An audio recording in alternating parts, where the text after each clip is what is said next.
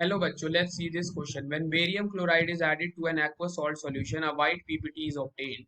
The anion among carbonate, sulfite and sulfate that was present in the solution can be option A carbonate but not any of the other two, sulfite but not any of the other two, sulfate but not any of the other two और option D any of them.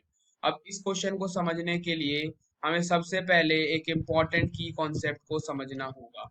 इन्होंने बोला है हमारे पास कोई aqueous salt solution है। Let that aqueous salt solution contain the x minus anion, हमारे पास x N negative हमारे पास anion है। हम इसके अंदर बेरियम क्लोराइड डाल रहे हैं और हमारे पास क्या देखने को मिल रही है, हमारे पास देखने को मिल रही है बेरियम उस और एनायन की क्या देखने को मिल रही है, वाइट पीपीटी देखने को मिल रही है। तो हमें बताना है, हमें तीन एनायन गिवन है, कार्बोनेट, सल्फाइट एंड सल्फेट। हमें इनमें से बताना है किसके केस में हमें बेरियम की वाइट पीपीटी देखने को मिलती है।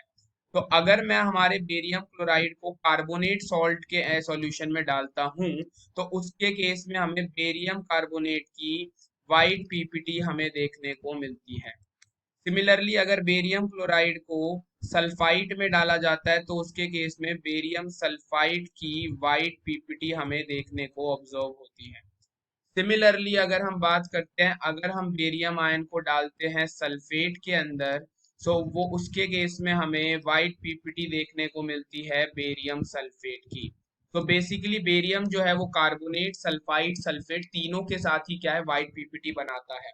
सो हमारा करेक्ट आंसर क्या हो जाएगा, it can be any of the three anions, so option D any of them. I hope you understood it well. All the best, thank you.